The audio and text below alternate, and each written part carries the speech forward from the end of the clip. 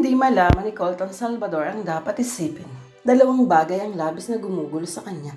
Una ang tungkol sa babaeng nadat na ni Jocelyn sa kanyang bahay sa Maynila na nagpakilala umanong maid ng daddy niya. Ang pangalawa ay ang walang seremonyas na pagsusuko sa kanya ni Jocelyn.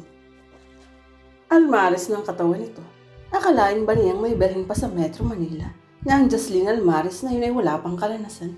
Kaya naman pala ayaw nitong magdilat ng mata at tingnan ang hubad niyang katawan. Kaya pala kward na kward ito ng kanyang yakapin at halikan. Kaya pala din ito alam ang gagawin ng nakahiga na sila sa kama. Ang higit na nakalilito sa isip niya, paano ang isang berheng tulad ni Jocelyn Almaris na hindi naman tipong pakawala at alam niyang galing sa buena familia ay basta nagsuko ng pagkababae nito. Para lang huwag siyang magdemanda ay sinuko ng virginity. Napakababaw na dahilan. Hindi pa nga siya desidido kung itutuloy ang kaso ay heto na at nakipag-areglo na ang dalaga. At bakit kaninang inaangkin niya si Jocelyn ito? Pakiramdam niya ay maluwag na maluwag sa kalooban itong pagsusuko ng sarili na para bang nais itong tiyakin na mararanasan niya ang complete satisfaction. Anong klaseng babae ka, Jocelyn Almaris? Natigilan si Colton. Naalala niya ang naging reaksyon niya habang inaangkin si Jocelyn. Bakit pakiramdam niya hindi lang lust, hindi lang libo ang nandama niya? Bakit pakiramdam niya ay kasama ang kanyang puso? This is crazy. Walang dahilan para mahalin ko ang babaeng iyon. I hate her. Maya-maya ay ibang naisip niya. Naalala niya si Cindy. Hindi bang nangako sa yumaong nobya na ang kamatayan nito ay hindi mababaliwala? Naipupurso niya sa hukuman ng kaso laban kay Jocelyn Almaris at sa dalawa pang kasama nito. Anong klaseng lalaki ako? Dahil sa kanyang kahinaan sa tuksoy na i-compromise na pala niya ang pangako kay Cindy. Dahil napatalo siya sa kanyang matinding pagnanasa, ay nawalan na pala siya ng karapatang ipagpatuloy ang laban. Namatay si Cindy na walang napala. Sunod-sunod ang buntong hininga ni Colton. Litong-lito siya. Pakiramdam niya inapisinihan ng husto si Cindy. Hindi na nga niya minahal ng totohanan ay dadayain pa niya hanggang sa kamatayan nito.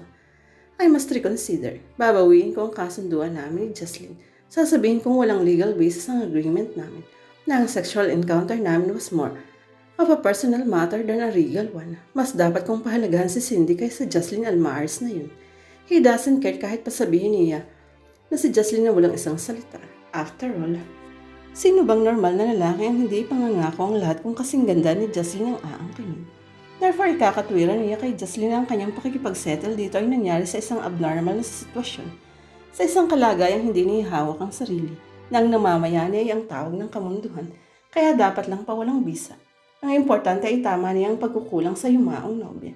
Hindi na ipupuntahan niya si Jocelyn. Sasabihin niya dito pinawawalang bisa niya ang kanilang kasunduan. Tuloy ang demanda.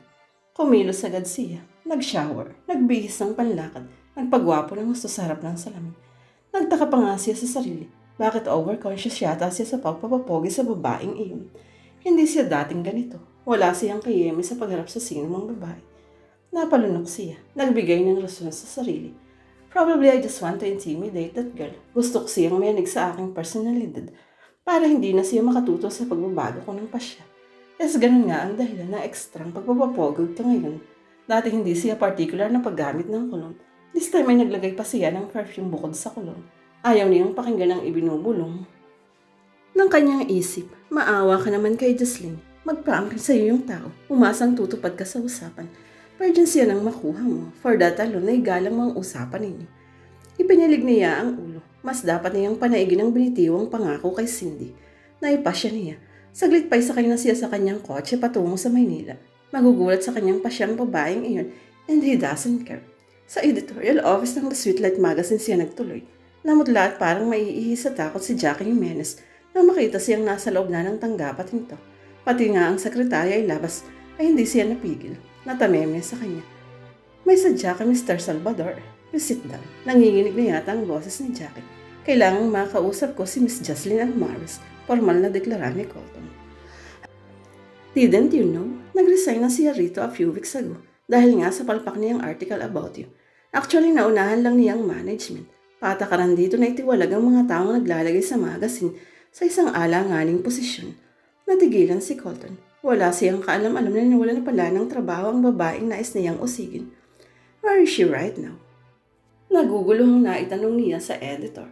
Napabuntong hininga si Jackie. Napauling. Would you believe tinawagan niya ako sa cellphone niya just a few minutes ago?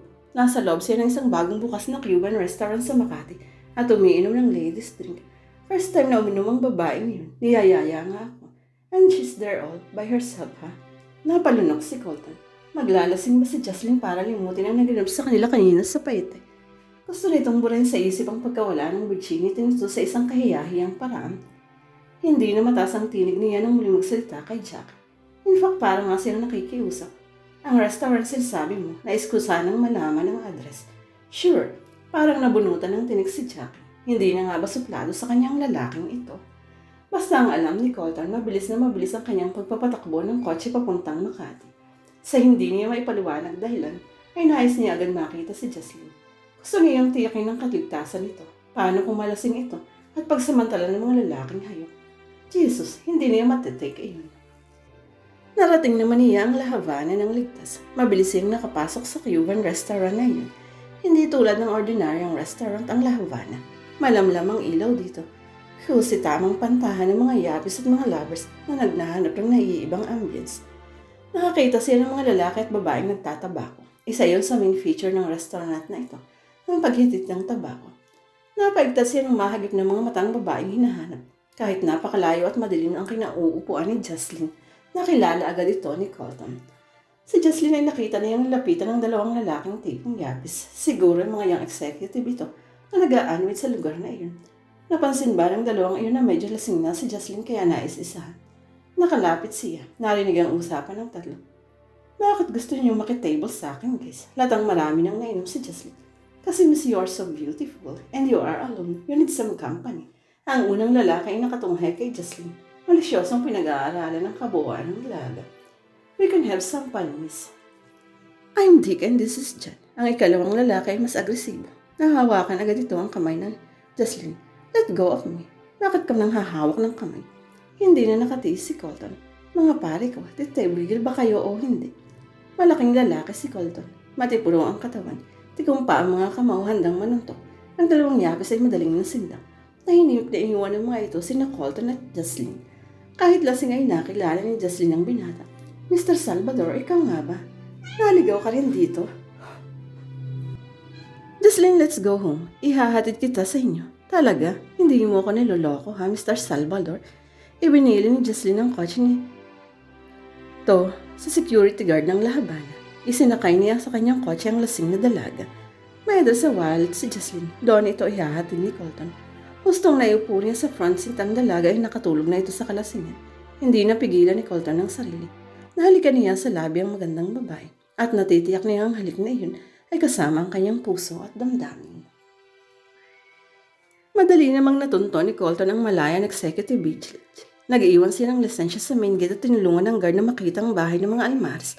Tulog pa sa kalasingan si Jocelyn. Nag-doorbell siya at pinagbuksan ng isang kagalang-galang na ginang. Yes, you must be Dr. Almares, Jocelyn's mother. Ako nga iho, bakit? Nakasungo sa may gate ang butihing doktora. Kaibigan po ako ni Jocelyn.